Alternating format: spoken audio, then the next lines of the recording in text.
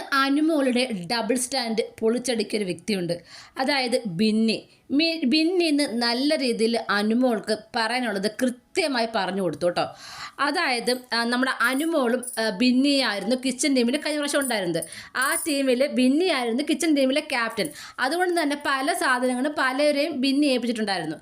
എനിക്ക് തോന്നുന്നു പഞ്ചസാര ഒരാളുടെ കയ്യിൽ, കോഫി വേറൊരാളുടെ കയ്യിൽ, അങ്ങനെ പല സാധനങ്ങളും പല ആളുകളെ ഏൽപ്പിച്ചിട്ടുണ്ടായിരുന്നു സൂക്ഷിക്കാനായിട്ട്. അപ്പോഴ് ബിന്നി നല്ല അനുമോൾ നോക്കിക്കോളൂ എന്നുള്ള വിശ്വാസത്തിലാണ് കൊടുത്തിട്ട് പോയത്. പക്ഷേ രാത്രിയിൽ അഭിലാഷ്, ഒനിൽ, ഷാനവാസ്, അങ്ങനെ പിന്നെ ജിഷിൻ, അങ്ങനെ കുറേ പേര് 7 പേരുണ്ട്. പിന്നെ ആതിര, നൂറ, ഇവരൊക്കെ ആയിട്ട് 7 പേര്, ഫുൾ 7 പേരായിട്ടിരുന്നുണ്ട്. ചപ്പാത്തി ഉണ്ടാക്കി, പിന്നെ കോഫി ഉണ്ടാക്കി അവർ കഴിച്ചു രാത്രിയിൽ. അപ്പം ബാക്കിയുള്ളവരെല്ലാം കിടന്ന് ഉറങ്ങുവാണ്. ഇതേ പരിപാടി ജിസയിലോ ആര്യനോ അക്ബറോ ഒക്കെ ചെയ്തിരുന്നെങ്കിൽ അവിടെ എന്ത് ബഹളം അനുമോൾ ഉണ്ടാക്കിയേനെ അല്ലേ. അതോ ഇവർ ചെയ്തപ്പോൾ അത് പ്രശ്നമില്ല. എന്നിട്ട് പിറ്റേ ദിവസം ഈ ജിഷിനും അഭിലാഷും കൂടെ ഭയങ്കര പ്രാങ്കൊക്കെ ചെയ്തു.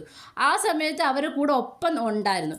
അതിനെല്ലാം ശേഷം ബിന്നിയെ മാറ്റിക്കൊണ്ടുപോയി സ്മോക്കിംഗ് ഏരിയയിലാണെന്ന് തോന്നുന്നു കൊണ്ടിരുത്തിക്കൊണ്ട് ഇതെല്ലാം പറഞ്ഞു കൊടുത്തു. ഇത് പ്രാങ്ക് ആയിരുന്നു, ഇതുപോലെ ഫുഡൊക്കെ ഉണ്ടാക്കി കഴിച്ചു, കോഫി ഇട്ട് കുടിച്ചു എന്നൊക്കെ പറഞ്ഞു. അതായത് മറ്റുള്ളവരുടെ കൂടെ നിന്നും വെച്ച് ബാക്ക് സ്റ്റാബ് ചെയ്യുന്ന പോലെ ഇവിടെ വന്ന് ഞാനൊന്നുമില്ല കേട്ടോ, ഇങ്ങനെയാണ് കാര്യം, ഞാൻ ഭയങ്കര നിഷ്കളങ്കയാണ്, എൻ്റെ മനസ്സിൽ ഇതൊന്നും നിൽക്കില്ല. അതായത് പുറത്ത് പ്രേക്ഷകർ കാണും അനുമോൾ ഇങ്ങനെ കളത്തം ചെയ്തതായിട്ട്.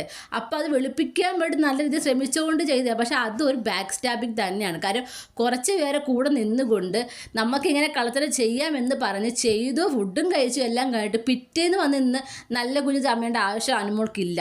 ആദ്യമേ അല്ലെങ്കിൽ പറയാമെന്ന് പറ്റത്തില്ല, ചെയ്യാൻ പറ്റത്തില്ലെന്ന് പറയാം. ഇത് ചെയ്ത് എല്ലാം കഴിച്ചിട്ട് പിന്നെ വന്നിരുന്നു ഞാനൊരു പാവമാണ് എന്ന് കാണിക്കുന്ന രീതിയിലായിരുന്നു അനുമോളുടെ പ്രവൃത്തി.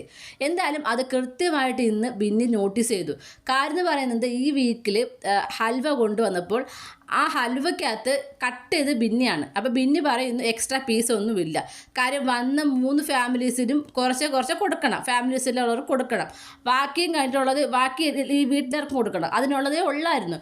അത് കറക്റ്റായിട്ട് അവർ അളന്ന് നോക്കിയാണ് മുറിക്കുന്നത്. ആ സമയത്ത് എക്സ്ട്രാ പീസ് അനുമോൾ എടുത്തപ്പോഴേ ബിന്നി പറയുന്നു എക്സ്ട്രാ പീസ് ഇല്ല, തികയത്തില്ലെന്ന്. എന്നിട്ട് ഇപ്പോൾ അനുമോൾ അത് ന്യായീകരിച്ചു. അത് വേറെ കാര്യം, അത് നമുക്ക് പറയാം. അപ്പോൾ പറയുന്നു എക്സ്ട്രാ പീസ് ഇല്ലെന്ന് പറഞ്ഞിട്ട് അനുമോൾ അത് എടുത്തു. കുറേ പ്രശ്നം ഉണ്ടായി, ഷാനവാസൊക്കെ വന്ന് പ്രശ്നം ഉണ്ടായ ശേഷമാണ് വേറെ പാത്രത്തിരുന്ന പീസ് തിരിച്ചു കൊടുത്തത്. എന്നിട്ട് അനുവിൻ്റെ ഒരു ഡയലോഗ് ഉണ്ടായിരുന്നു, എനിക്ക് അൽവ വേണ്ട, ആക്രാന്തം പിടിച്ചാണ് ആ അലുവ കഴിച്ചുകൊണ്ടിരുന്നത്. എന്നിട്ട് പറയണേ എനിക്ക് അൽവ വേണ്ട, എനിക്ക് ഇഷ്ടമല്ല മധുരമെന്ന്. പിന്നെ എന്തിനാണ് എടുത്തത്, ഈ പ്രശ്നം ഉണ്ടാക്കാൻ വേണ്ടിട്ടോ. എന്തായാലും ബിന്നി അത് പൊളിച്ചടുക്കിയിട്ടുണ്ട് കേട്ടോ. മാത്രമല്ല ഷാനവാസും നമ്മുടെ അനുമോൾക്ക് കണക്കിന് കൊടുത്തിട്ടുണ്ട്. ഷാനവാസ് ആ ഒരു മട്ടൻ പീസ് എടുത്തത് തെറ്റ് തന്നെയാണ്, ഇല്ലെന്നല്ല. പക്ഷേ ആ ഹലുവ എടുത്തതും അതുപോലെ തന്നെ മറ്റ് പല കാര്യങ്ങളും അനുമോൾ അവിടെ ചെയ്തതൊക്കെ വിളിച്ച് പറഞ്ഞിരിക്കുകയാണ്. പല ആളുകളും അറിയാത്ത കാര്യങ്ങൾ എന്തൊക്കെയാണ് അവിടെ അനുമോൾ ചെയ്യുന്ന കാര്യങ്ങൾ, ഇതെല്ലാം ഷാനവാസും വിളിച്ചു പറഞ്ഞിരിക്കുകയാണ്. എന്തായാലും ഇന്നത്തെ ജയിൽ നോമിനേഷന് നമ്മുടെ അനുമോൾക്കാണ് ഏറ്റവും കൂടുതൽ പണി കിട്ടിയത്. ജയിലിലേക്ക് പോകാൻ പോകുന്നത് ഷാനവാസും അനീഷുമാണെങ്കിലും ഏറ്റവും കൂടുതൽ പണി കിട്ടിയതും കള്ളത്തരങ്ങൾ, അനുമോളുടെ കള്ളത്തരങ്ങൾ ഒക്കെ പുറത്തേക്ക് വരികയും ചെയ്തു. എന്തായാലും ജയിൽ ശിക്ഷ ഈ 3 പേർക്കും കിട്ടുന്നതാണ് പറയാൻ. അതായത് ജയിലിലേക്ക് പോകുന്ന ഷാനവാസനും അനീഷിനും പിന്നെ അതുപോലെ തന്നെ അനുമോളുടെ കള്ളത്തരങ്ങൾ എല്ലാം പുറത്ത് വരികയും ചെയ്തു.